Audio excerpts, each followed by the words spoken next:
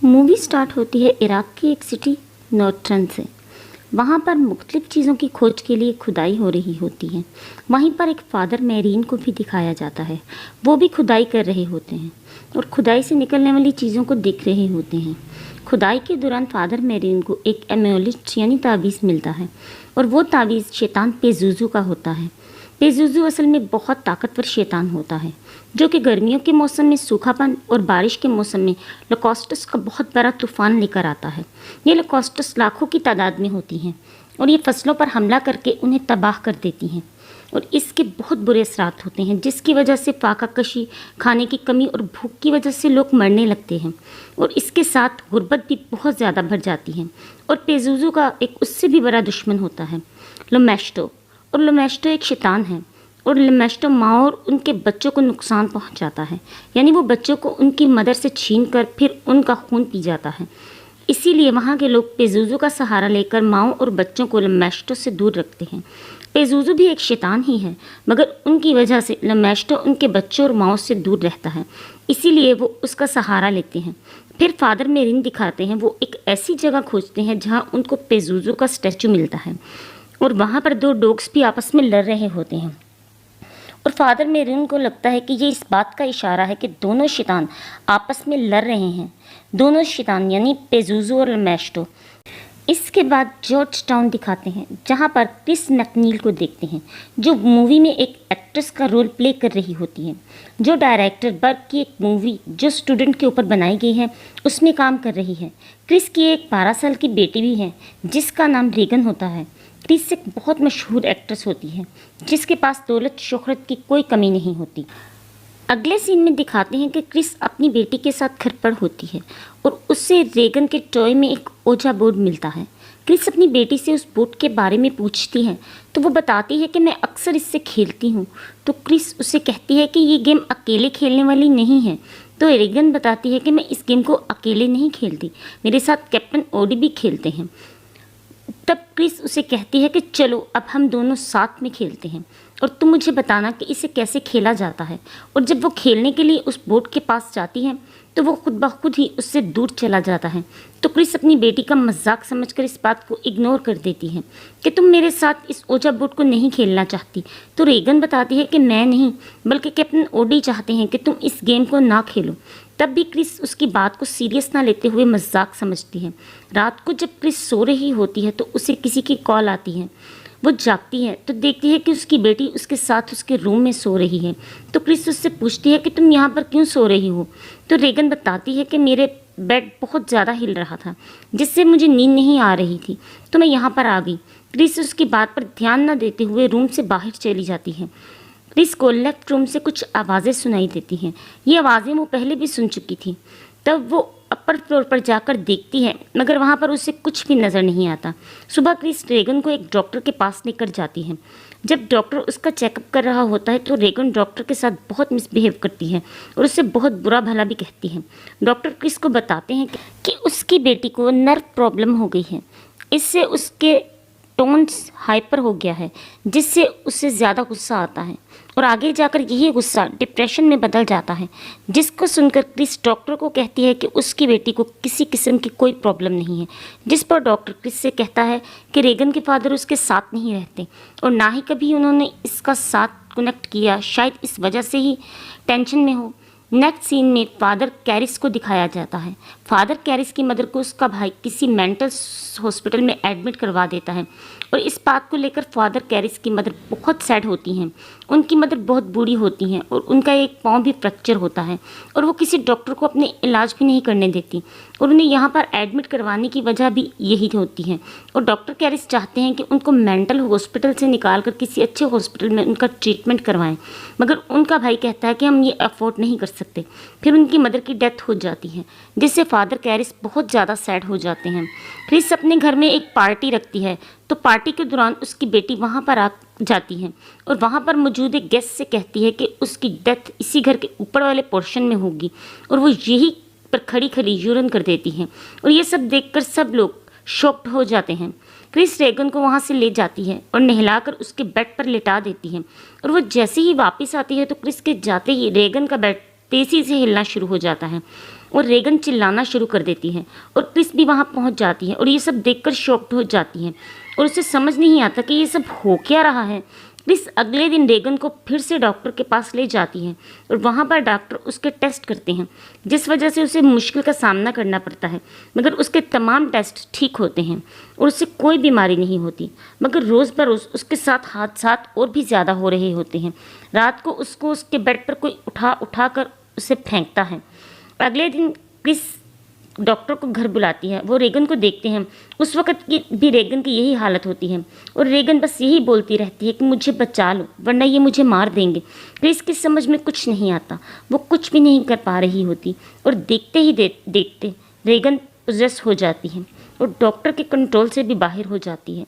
तब उसे नींद का इंजेक्शन देकर गहरी नींद सुला दिया जाता है।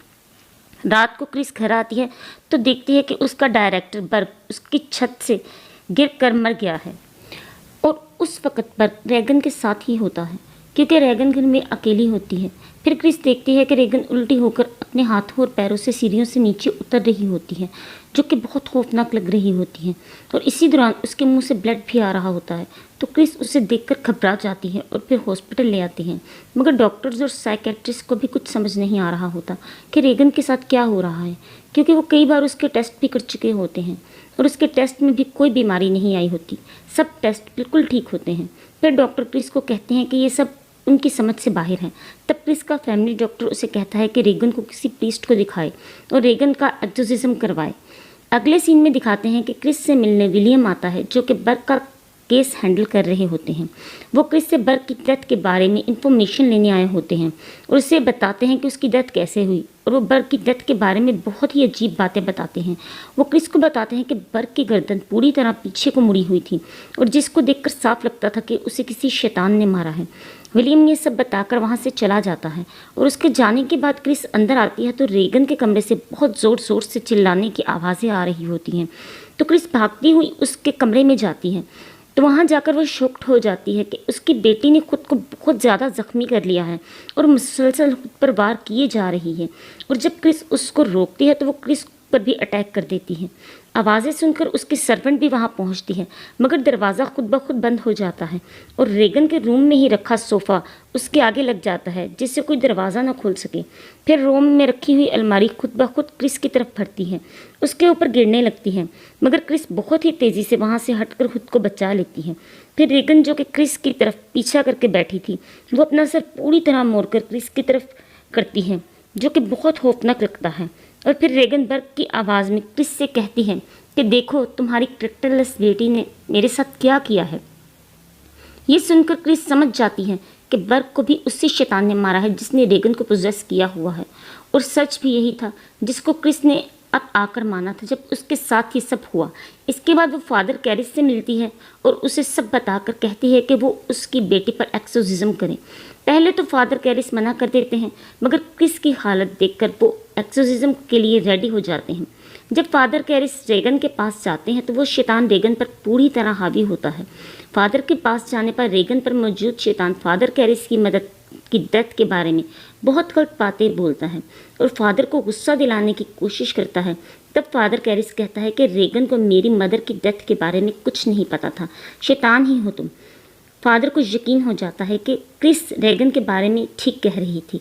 अब मसला सिर्फ ये था कि एक्सोर्सिज्म के लिए चर्च से परमिशन लेनी पड़ती है, जिस पर चर्च को प्रूफ देना पड़ता है। जिस पर एक्सोर्सिज्म किया जाना है उस पर सच में शैतान का साया है। रेगन की बॉडी पर यह भी लिखा होता है हेल। रेगन की कुछ बातों को कैप्चर होना और क्रिस का फादर कैरिस को बताना कि बर्ग की डेथ भी बहुत खतरनाक तरीके से शैतान की वजह से ही हुई थी। ये सब जानकर फादर कैरिस को जो थोड़ा बहुत डाउट था वो भी क्लियर हो जाता है। उनको यकीन हो जाता है कि रेगन पूरी तरह से पोजेस हो चुकी हैं और वो बहुत खतरनाक शैतान है। फादर कैरिस रेगन की रिकॉर्डिंग की हुई आवाज़ सुन रहे होते हैं, उसमें फादर मेरीन का भी नाम लेते हैं। फादर कैरिस चर्च से एक्सोर्सिज्म की परमिशन तो ले लेते हैं, मगर चर्च उनके साथ किसी एक्सपीरियंस फादर को भेजने का कहते हैं जिसने पहले भी एक्सोर्सिज्म किया हो। तब वो फादर मेरीन को फादर कैरिस के साथ भेजते हैं। फादर मेरीन जब उन लोगों के घर जाते हैं तो उन्हें रेगन के चीखने की बहुत खौफनाक आवाज़ें आती हैं, जिन्हें सुनकर फादर मेरीन फादर कैरिस से कहते हैं कि उन्हें फ़ौरन एक्सोसिज्म स्टार्ट कर देना चाहिए। वो एक्सोसिज्म की सारी तैयारी करके एक्सोसिज्म स्टार्ट कर देते हैं। जैसे जैसे एक्सोसिज्म का प्रोसेस आगे बढ़ता है तो रेगन बुरी तरह चिल्लाना शुरू कर देती है और साथ ही फादर कैरिस और अपनी मदर को बहुत बुरी तरह अब्यूज़ करती है। इसके साथ ही उसका बेड भी तेज़ी से हिलना शुरू हो जाता है और दोनों फादर्स के सामने ही बेड हवा में उठ जाता है, मगर वो एक्सोसिज्म को रोकते नहीं, करते रहते हैं। फिर उसका बेड नीचे आ जाता है। फिर इर्द गिर्द की सब चीज़ें गिरने लगती हैं और वो फादर मेरीन को भी अब्यूज़ करती हैं और इसके साथ ही रेगन को बांधी गई पट्टियाँ खुल जाती हैं और रेगन हवा में उठ जाती है। दोनों फादर बहुत कोशिश के बाद बहुत ही मुश्किल से रेगन को काबू करके बेड पर लिटा देते हैं और साथ ही फादर मेरीन को वहाँ पर शैतान लेमेस्टो का साया नज़र आता है।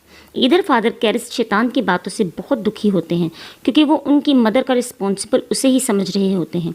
फिर फादर कैरिस एक्सोसिज्म स्टार्ट करते हैं। जब वो रेगन के पास जाते हैं तो वो शैतान फिर उनकी मदर की आवाज़ में बोलता है और उनकी मदर की मौत के जिम्मेदार वो खुद हैं। ये सुनकर फादर कैरिस आउट ऑफ कंट्रोल हो जाते हैं तो फादर मेरीन ने कहते हैं कि वो अभी यहाँ से बाहर चले जाएं और फिर वो अकेले ही एक्सोसिज्म स्टार्ट कर देते हैं। कुछ देर बाद फादर कैरिस रूम में जाते हैं तो ये देखकर शॉक रह जाते हैं कि उस शैतान ने फादर मेरीन को भी मार दिया है और ये देखकर फादर कैरिस को बहुत गुस्सा आता है और वो शैतान से कहते हैं कि वो रेगन की बॉडी को छोड़कर उसमें आ जाए। तब वो शैतान ऐसा ही करता है। वो रेगन की बॉडी को छोड़कर फादर कैरिस की बॉडी में आ जाता है और उनकी बॉडी में आकर रेगन पर अटैक करने लगता है। तो फादर कैरिस खुद पर कंट्रोल करते हुए उस शैतान के मिशन को रोकते हुए अपनी ज़िंदगी को ही सेक्रीफाइस कर देते हैं और उस रूम की खिड़की से कूद जाते हैं। उनके नीचे गिरते ही बहुत सारे लोग वहाँ इकट्ठा हो जाते हैं। तभी फादर कैरिस के दोस्त वहाँ आ जाते हैं और उनकी हेल्प करने की कोशिश करते हैं, मगर वो मर चुके होते हैं। रेगन अब बिल्कुल नॉर्मल हो चुकी होती है।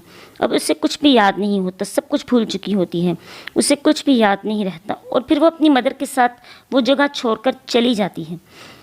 अगर आपको मूवी अच्छी लगी हो तो वीडियो को लाइक कर दें और चैनल को भी